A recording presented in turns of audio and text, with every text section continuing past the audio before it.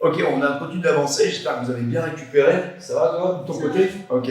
Donc, une fois qu'on a bien travaillé notre mobilité et qu'on s'est échauffé, que vous avez pu commencer à travailler votre renforcement musculaire et la pompe cardiaque, on va rentrer maintenant dans les fondamentaux en fait de la boxe. Ok, parce qu'on est là pour ça. Donc, l'idée de base, c'est pour moi de vous donner tous les rudiments et les rudiments pour pouvoir démarrer votre entraînement et pouvoir exister pendant l'entraînement, ok, pouvoir ne pas être trop perdu et trop en pression.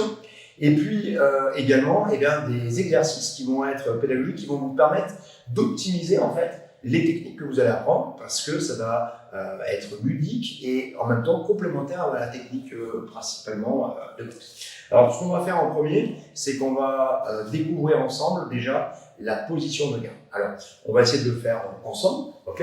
On va le faire tous les deux têtes de face, puis après on change la position. Donc moi, ce que j'aime bien dire, on a tous un petit peu nos particularités ou nos préférences. Voilà.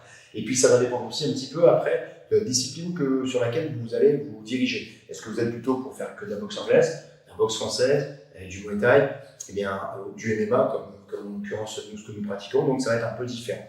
Moi, pour pouvoir répondre un petit peu d'une manière polyvalente, vous allez mettre les pieds, vous voyez, peut-être légèrement en fait, à l'extérieur du bassin. Une fois qu'on est légèrement à l'extérieur du bassin, on va avancer une jambe et là, c'est le moment de se poser la question, est-ce qu'on est gaucher ou est-ce qu'on est droitier? En l'occurrence, Alice, tu fais quoi? Droitier. Droitier. Lorsqu'on est droitier, on va avancer la jambe gauche devant.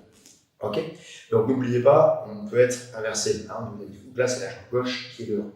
Du coup, quand je vais avancer moi-même ma jambe gauche, qu'est-ce que je vais faire? Je vais faire attention à deux choses. Et si vous me permettez, ce que je te propose, Alice, c'est de te mettre là, face à la caméra, et moi je vais mettre de profil. Comme ça, on va le voir ensemble.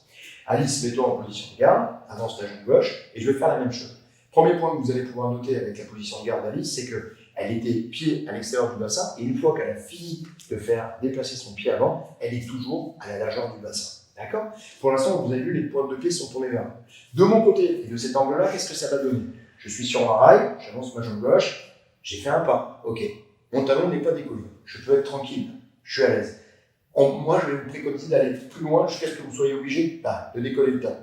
Une fois que vous êtes dans cette position-là, nous allons ensemble légèrement pivoter nos pointes de pied vers l'intérieur, de manière à être, non pas, comme vous pouvez voir avec Alice, de face, mais non pas non plus de perpendiculaire, mais 3/4, ça c'est perpendiculaire, et là 3/4 de face. D'accord? Donc 3/4 de face, un peu plus protégé. Et là, on est dans la position de bas. On reprend? Alors, on a les pieds parallèles et l'extérieur du bassin. On avance un grand pas, de manière à décoller le talon arrière. On va tourner les deux pointes de pied vers l'intérieur, les genoux sont souples.